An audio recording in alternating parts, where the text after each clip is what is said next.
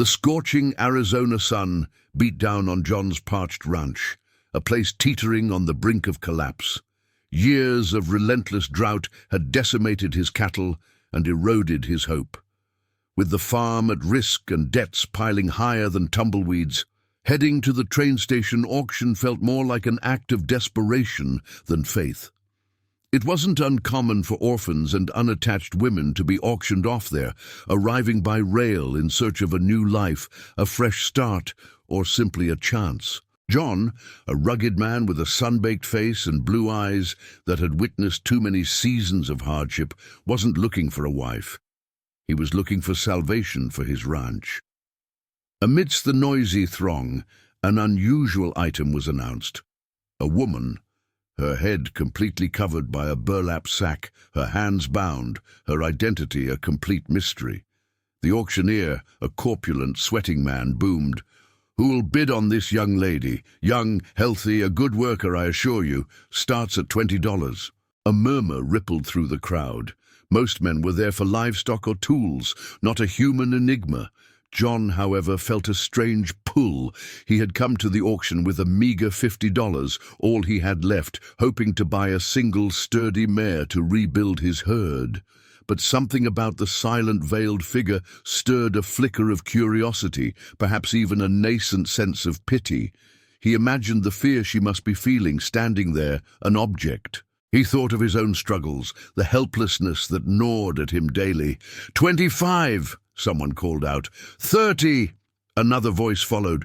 John hesitated, his gaze fixed on the figure. He knew it was madness. He needed that mare. But then a thought, clear as the desert sky, pierced through his despair. What if she's a good hand? What if she can help? Or perhaps more truthfully, what if he couldn't stand by and watch her fate be decided by men who saw her only as property? Taking a deep breath, John raised his hand, his voice raspy. $45! A hush fell. $45 was a significant sum, almost all his remaining money. The auctioneer's eyes widened, then gleamed. 45 once, 45 twice, sold to the rancher in the dusty hat. John pushed through the crowd, a mix of relief and dread washing over him. He handed over his last bills, his hands trembling slightly. The woman was untied, and a station hand began to lead her towards him. As she approached, he could feel the eyes of the crowd on him, a mixture of curiosity and judgment. He wondered what he had just done. Had he just bought a burden, or something far more profound? The burlap sack remained firmly over her head, a silent challenge, a complete unknown. The dusty wagon ride back to the ranch was long and silent. John sat on the driver's seat, the reins loose in his hands, his gaze fixed on the horizon. Behind him, the woman sat rigid and still, the burlap sack a stark silhouette against the setting sun. The silence was thick, heavy with unspoken questions and a palpable tension. John's mind raced, replaying the auction, the strange impulse that had led him to spend his last dollars on a complete stranger. He cursed his impulsiveness, then immediately felt a pang of guilt. What must she be feeling? Fear? Resignation? As they finally approached the dilapidated ranch house, the only sound was the creak of the wagon wheels and the distant hoot of an owl. John pulled the wagon to a halt and dismounted, his boots crunching on the dry earth. He walked around to the back, his heart pounding with an unexpected anxiety. "All right," he said, his voice softer than he intended. "We're here." He reached out slowly, his calloused fingers hovering near the sack. "I'm going to take this off your head. You're safe here. I'm John."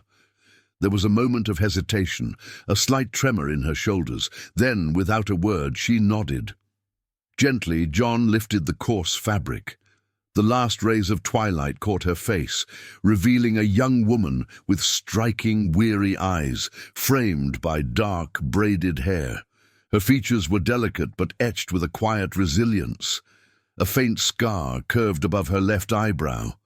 She blinked, adjusting to the dim light, and for the first time John saw a flicker of emotion, not fear, but a deep, sorrowful fatigue.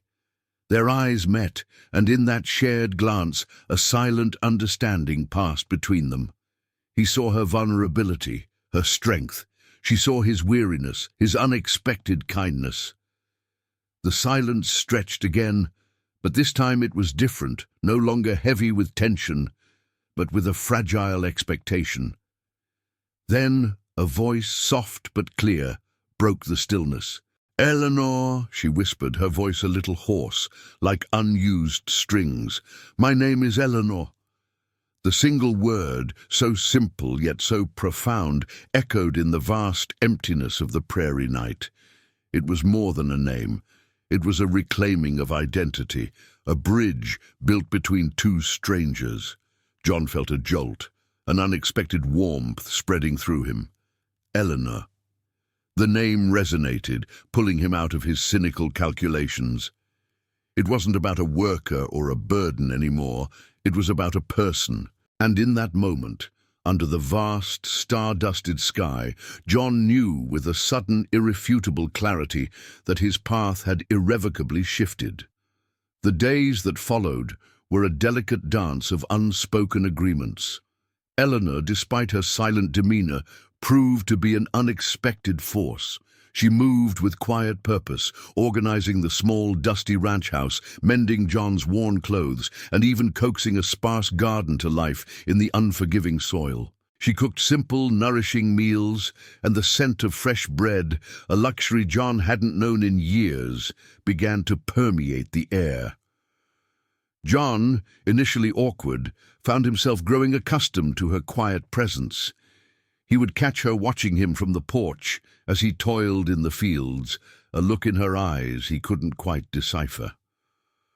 One sweltering afternoon, while John struggled to repair a broken fence post under the merciless sun, he saw Eleanor approach with a canteen. She offered it to him silently. As he drank, he noticed the calluses on her hands, the determination in her gaze. She wasn't just a quiet presence, she was a survivor. "You don't have to do all this," John finally said, wiping his mouth with the back of his hand. I didn't buy you to be a slave." He felt a flush of embarrassment as the words left his lips. Eleanor's eyes met his, steady and unwavering. "I do what needs doing," she replied, her voice still soft but firm. "Just like you." Their shared hardship became their common ground. They spoke little of their pasts, the unspoken understanding that both carried their own burdens, serving as a quiet bond. John noticed the subtle ways she avoided direct questions about where she came from or how she ended up at the auction. He respected it, sensing a deep-seated pain he didn't want to disturb, but her resilience was undeniable. She didn't complain, she simply worked, tirelessly and efficiently. Slowly, imperceptibly, the ranch began to breathe again. Her small improvements, the organized tools, the mended harnesses, the simple act of preparing a proper meal brought a sense of order and care that had been missing for too long. John, burdened by years of solitude and struggle, found himself talking to her, initially about the ranch, the weather, the dwindling water supply. He found her to be a quiet, attentive listener, and sometimes a single, insightful question from her would make him see a problem from a different angle. One evening, as the cool desert air finally offered respite, they sat on the porch, watching the stars ignite across the vast canvas of the sky. The silence between them was no longer awkward, but comfortable, filled with the hum of crickets and the distant call of a coyote. John looked at Eleanor, her profile etched against the dim light, and a surprising thought bloomed in his mind, a thought of partnership, of shared future, rather than just shared hardship. What will this new, fragile partnership mean for John and Eleanor? Will their unspoken past remain a barrier, or will their growing bond overcome the shadows? Don't miss the next chapter. Subscribe to the channel for more of this story. Just as a fragile sense of normalcy began to settle over the ranch, a new threat emerged, as harsh and unforgiving as the desert itself. A band of cattle rustlers, notorious for their brazen raids across the territory, began to target ranches in their remote corner of Arizona. Whispers of stolen herds and brutal confrontations spread like wildfire through the isolated communities. John knew his meager herd, slowly recovering thanks to Eleanor's meticulous care, would be a tempting target. One evening, after a long day of patching fences, John returned to find Eleanor waiting for him, her face unusually pale. "There were riders," she said, her voice barely a whisper, "watching the herd. They were watching us." Her eyes held a fear he hadn't seen before, a primal understanding of danger. John felt a cold dread grip him. He had faced his share of challenges, but a confrontation with seasoned rustlers was a different beast entirely. He had a rifle, but he was one man against what could be many. He looked at Eleanor, suddenly acutely aware of his responsibility for her safety. "We need to be ready," he stated, his jaw set. "If they come, we fight." To his surprise, Eleanor didn't flinch. Instead, she walked to a dusty trunk in the corner of the house and pulled out a small, worn leather pouch. From it, she produced a handful of antiquated but well-maintained silver bullets. "My father taught me," she said, her voice steady now, "how to use a rifle and to load these." Her eyes, though still reflecting fear, also held a fierce resolve. John was stunned. He had dismissed her as a quiet, domestic presence, but here was a woman with a hidden strength, a skill forged in some unmentioned past. Her willingness to stand by him, to face this danger together, deeply moved him. It solidified the unspoken bond that had been forming between them. This wasn't just his fight anymore. It was theirs. The next few days were tense. They worked side by side, fortifying the ranch house, cleaning and loading the rifles John possessed, and keeping a vigilant watch. They spoke little, their communication now a series of quick glances and shared understandings. The quiet woman he had bought at auction was proving to be an indispensable ally, her calm focus a counterpoint to his rising anxiety. The threat of the rustlers, instead of tearing them apart, was forging an unbreakable link between them. The old, solitary rancher and the silent, mysterious woman were becoming a unit, ready to defend what little they had. The rustlers did come, under the cloak of a moonless night. The battle was brief but brutal, a cacophony of gunfire, shouts, and the terrified bellowing of cattle. John, positioned near the corrals, fired his rifle with practiced aim, but it was Eleanor, surprising him with her quiet precision, who covered his flank, her shots ringing out with deadly accuracy. Together they drove off the raiders, who, unaccustomed to such fierce resistance from a seemingly desolate ranch, retreated into the darkness, leaving one of their own wounded behind. In the aftermath, as the first light of dawn painted the sky in hues of orange and purple, the ranch was quiet, save for the labored breathing of John and Eleanor. They stood amidst the dust and scattered shell casings, exhausted but victorious. John looked at Eleanor, her face smudged with dirt, her eyes tired but triumphant. The burlap sack, the auction, the mystery, it all seemed a lifetime ago. He saw not a bought woman, but a partner, a survivor, a woman who had stood by him when no one else would. "Eleanor," John began, his voice hoarse with emotion, You saved this ranch. You saved me." She looked at him, a faint, rare smile gracing her lips. "We saved it, John," she corrected softly, her gaze steady. In that moment, everything clicked into place for John. He had spent his life fighting against the elements, against bad luck, against solitude.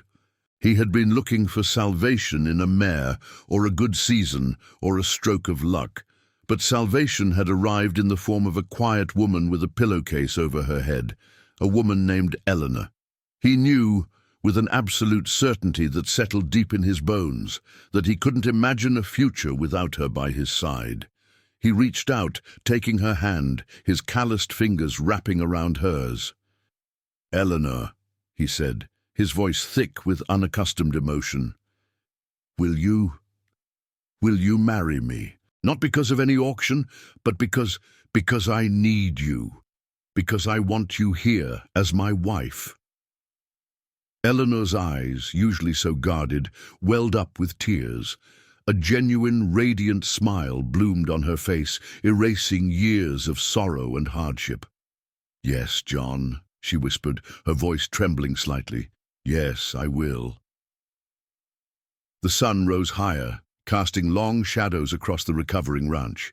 The drought was still a challenge, the debts still loomed, but now they faced it together.